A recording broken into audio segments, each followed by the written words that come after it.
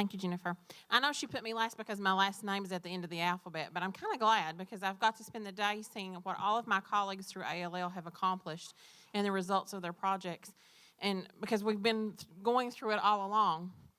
And so it's been very enlightening. I've learned quite a bit, not just from them all year, but just in today. So that's been very good. And on the second thing is that my project is kind of centered around what this day's been about.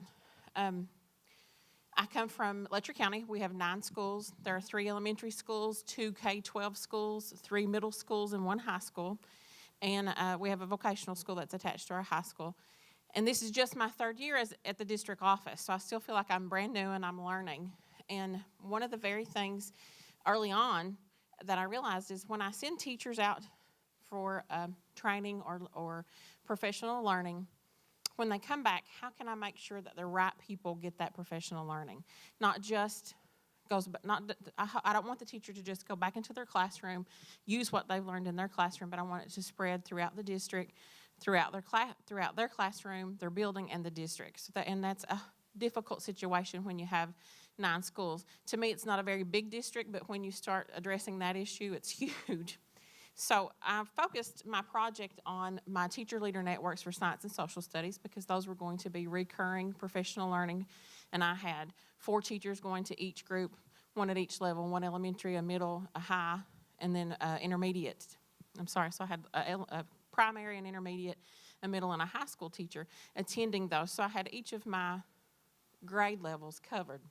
I did some research and looked at what other districts are doing. How do they bring that back to my district, and particularly around our standards, because every teacher needs their standards. So how do we bring that back and make sure that all of the teachers who need that information get it? And as you can see on the handout I gave you, I just did a quick 1-page handout to go over some of my results. A lot of people do face-to-face meetings, typical, that's whether it's during the day with substitute teachers or after school. And there's tons of configurations of ways to do that, from half days to whole days to tons of different ways. So there was a lot of information on just face-to-face meetings.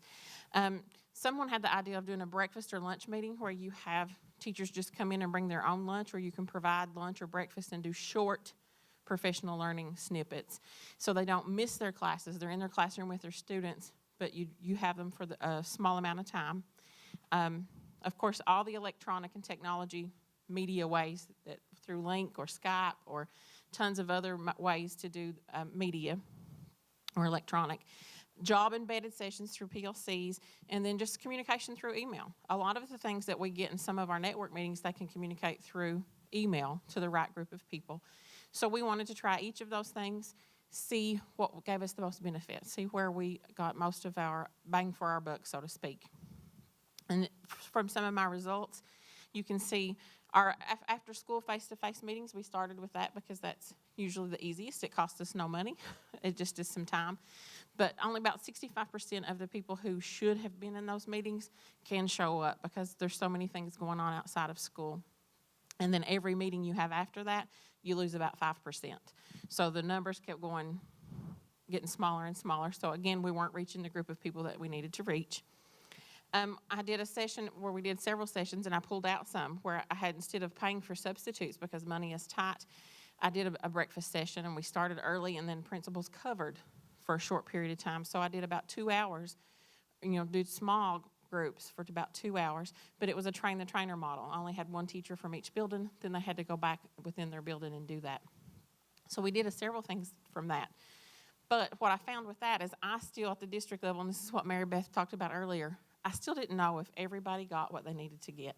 I still wasn't sure if every science teacher was exposed to those science standards or that's professional learning. And it's important when, some things you can let teachers pick and choose, but some things you want everybody to have. So that follow-up was still not there. Or there was still having to be a paper trail of who did you meet with after you went back to your building, who did you train, is there a paper trail to show that you got this training? So that was another obstacle, I should say, just another obstacle, because you then you're following up. And my goal was to have a process or system in place so that regardless of me and what I'm doing, those teacher leaders knew what to do when they came back and could make it happen, get the information out and share the information with the right people. And we're not there yet, but we're going to get there.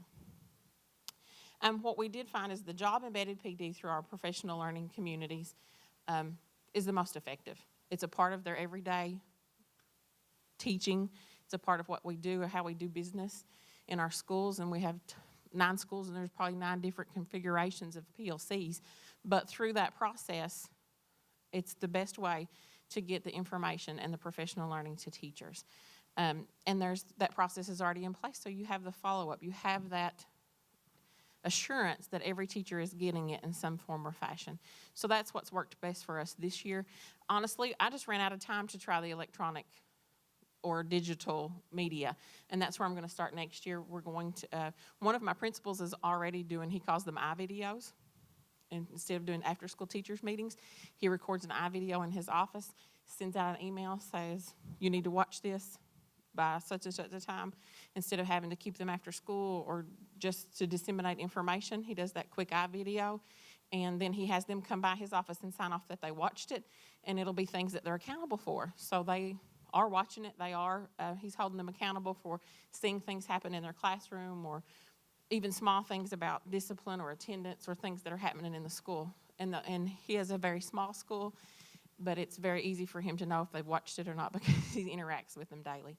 So we're going to move to that and start. But at the very bottom of the page, a couple of big things that I've learned this year is you do need to have some protocols in place or systems in place, from as minor as when you have teachers go to an event and come back, and when they share with other teachers, to have that agenda, to have a necessary follow-up. So what does this mean? We've come together, we've talked about questioning, or we've learned a new technique for formative assessment.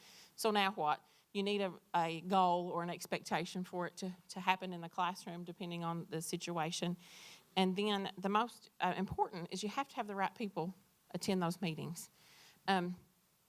As an educator, I look to my teacher, who I think are teacher leaders in buildings, and we pick our best teachers and we send them because they're going to come back and use it and share. But what I have learned is, even though I have sent some of my best teachers, they are the best when it comes back to using it in their classroom, but they may not be the best when it comes back to sharing with other colleagues and teachers. And that was a hard lesson for me to learn, because I have great people and doing great things in their classrooms, but they may not be the best to share with other teachers. And that's a fine line, but it's an important thing to make sure when you choose your people, you choose them wisely, that they are willing. Number one, there's a willingness, because I have teachers who are content specialists, and I will go to every professional learning and learn everything I can. Then I want to go in my classroom and use it. Don't ask me to come out the door again. But I have to be willing to go learn, come back, use it in my classroom, but then share with my other colleagues. So that's a big lesson to learn. Get the right people on the bus. Not that you all don't already know that already. Any questions or anything I can answer? I thank you all for staying for this last one.